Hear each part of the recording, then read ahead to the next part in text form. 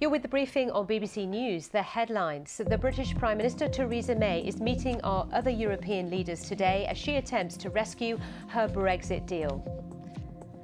Some yellow vest protesters in France have denounced President Macron's announcement of a rise in the minimum wage and tax changes.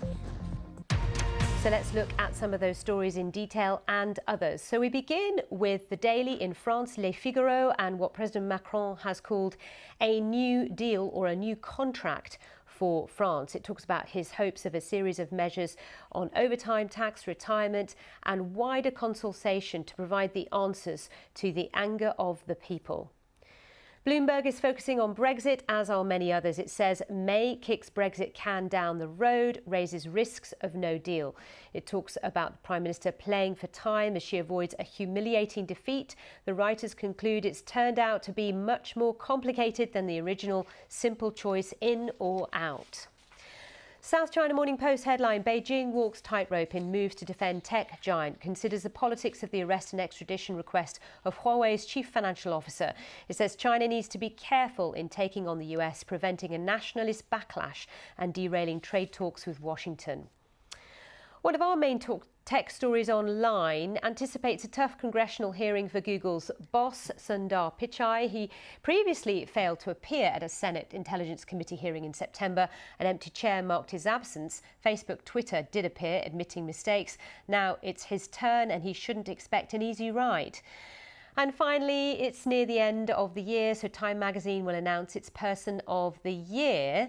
They've published a short list of 10, including Donald Trump, Robert Mueller, Christine Blasey Ford and Meghan Markle. We will look at that list. I have Priya Lakhani with us, briefing regular. She's founder and CEO of Century Tech, a UK-based education technology platform. So nice to see you. Love to see you. And so much to talk about. I know. I don't think we'll get through this. Cracking. We will. Try. That is the challenge. So Le Figaro, one of the main dailies in France, talking about President Macron's new contract to try and win back the national debate. Because this is the biggest political crisis of his 19-month presidency so far. So we've seen those yellow vests, obviously, on the streets, and he's really trying to appease to those who are struggling. So he's seen as quite an elitist president by most, because one of his first things that he brought in when he became president was he reformed the wealth tax, and he basically allowed wealth taxes to apply only to property assets and excluded other investments. And so there are many in France who see him as this elitist who doesn't really care about them. So he's brought in all these measures, such as increasing minimum wage by €100 per month, overtime work that won't be taxed, and reversals of a pension charge. So he's really trying to appeal to the masses here, because he's become incredibly unpopular, Sally. My immediate thought was, ooh, how are they going to pay for that then? I mean, that's just me with my financial head on. And they're saying that this will come from government coffers somewhere or other, which we all know across Europe. They're not particularly deep at the moment. No. He did, though, talk in his press conference. You know, he talked about the protesters' anger.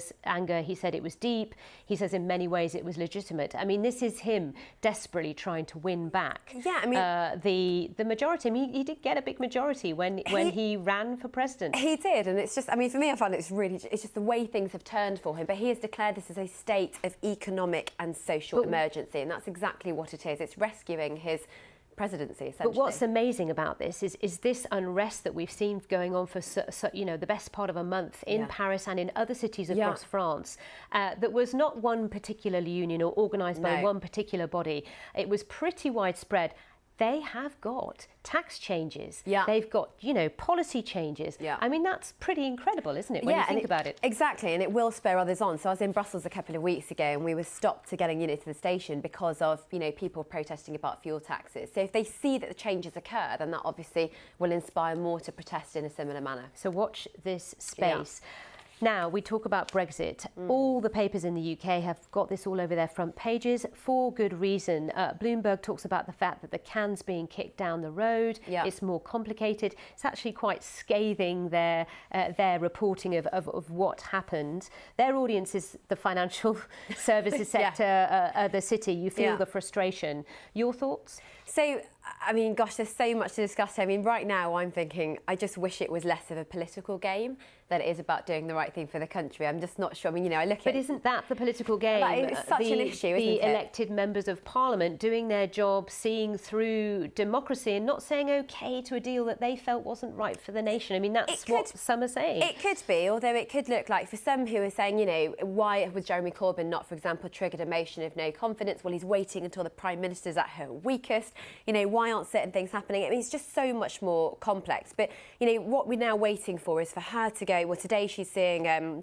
she's going to see Merkel, she's going to see Juncker and Tusk, and she's going to try and work this out. But we're seeing that Europe is staying really strong and saying, look, we're not going to bring out the withdrawal agreement, we're not going to negotiate. So what is she going to get? Some sort of side letter? But this is all about getting reassurances. She is the most determined Prime Minister I've certainly seen since the day that I was born. I mean, that's what we know. She wants to see this deal through. And so it's really just looking at whatever she can get in terms of assurances to appease the backbenchers, to stop these Tory Liberals so she can get enough votes to get this through in January. What do you want to happen? Look, what I personally want to happen was I wish this had never happened in the first place, or at least if it had to. I want a united country, that's what I want, but that's a really idealistic view at the moment, considering we're so divided. A united country leaving Europe, that's the end game. This is just a bit. Some are all agreeing, well, most are agreeing we're pretty divided at the moment. Well, the thing is, the problem is that this just spells disaster. Look, if we end up with even a people's vote and we go back to Remain and the status quo, we're going to have a lot of angry people saying, look, we voted for this 2 years ago, you're just going to have to live with it. It was fair and square. You know, no matter which way we go, we're going to end up with unhappy people. In 2 years' time, if we end up with the backstop actually kicking into play, you can imagine how many people are going to be upset with that. And so I think for me, in terms of running a business, I want certainty. I've got a third of my people in my business who don't know what's going to happen to them, and they are talent that we need in this country. They're European. Exactly. They are. They're engineers. They're, you know, in the tech industry. I'm not saying there are not a lot of people in the UK who can, you know, who have that skill set, but we want the talent pool to increase in a sense. So, yeah, certainty is ideal for business, but obviously we know, you know, kicking this can down the road, as they say, isn't going to get us there any sooner.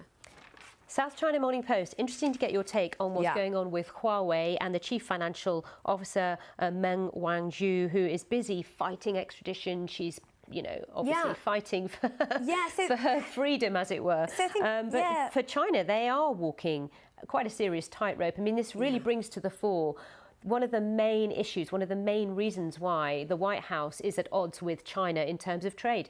Yeah, I mean, this is further strain on that relationship. But this is, you know, the US are basically alleging that she conspired to defraud banks by saying that Huawei's subsidiary, which is called Skycom, is a separate company. And through Skycom, the subsidiary, the US are alleging that they brought US manufacturing equipment and millions of dollars into Iran, which obviously violates US law. So they've arrested her, you know, while she was sort of changing planes between, in Canada, actually.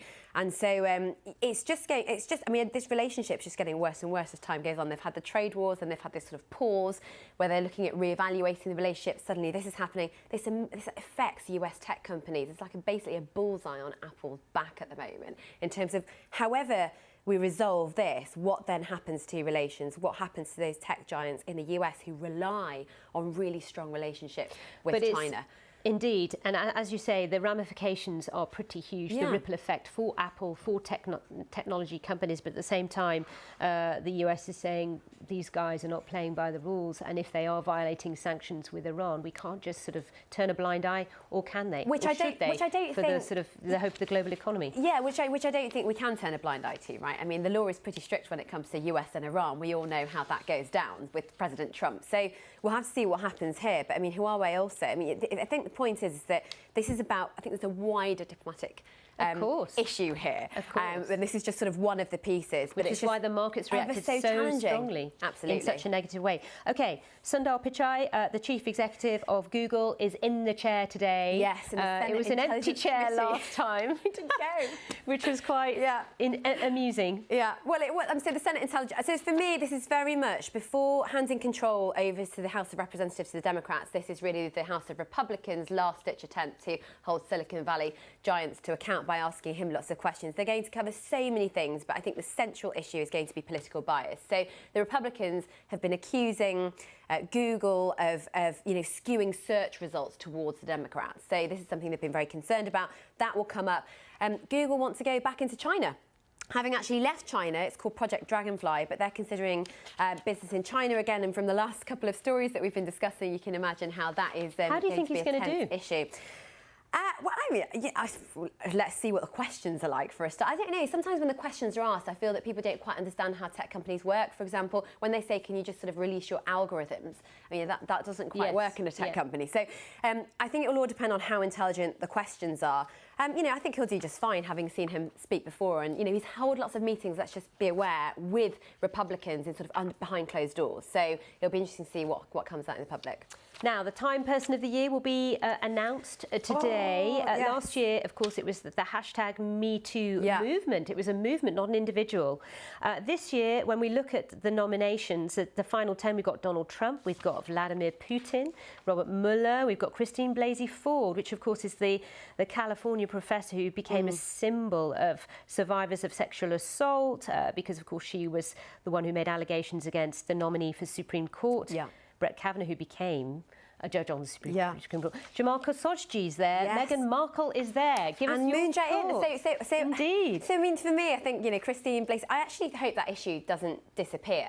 And very much as a woman in tech as well, I really, really hope it doesn't. And so, I mean, for me, I think, you know, because you personally have experienced it, haven't you? Once a month, maybe, on average. Sexual harassment. Oh, yeah, absolutely. It's just so common. And actually, we've just had, you know, recent occurrences of that are just sort of very fresh in my mind and very raw at the moment. So, so I think, yeah, Christine Blasey Ford, absolutely, and Brett Kavanaugh, I mean, that dominated the news. But actually, the South Korean president is a really great candidate for me as well in terms of, when you think about the year he's had, incredible. Absolutely and historic. So I cannot wait to see the results of this on Wednesday, and I'm just hoping it'll be one of those two. Meghan I mean, they're all Markle? worthy. Meghan, so, look, She's not your first choice. She's not, no, but she has dominated this year. She's dominated, exactly. And, you know, what's the criteria for this? It's about dominating the news headlines for better or for worse. But I actually also like Ryan Coogler. I mean, you know, what an amazing success story. 32-year-old, you know, director of Black Panther. And I just think highest grossing. I mean, I think they're all worthy. Jamal Khashoggi. I have to say, I love Black Panther, such a fabulous film. Me too. Separated families as well is on that list. More than 2,000 families separated at the US border this year because of the Trump administration policy. Exactly, and what's really interesting is actually the fact that Donald Trump is also on this. So, yeah. It'll be exciting to see. We shall see. Thanks, Priya. It's been great to have you here. And thank you too for your company. Have a really good day.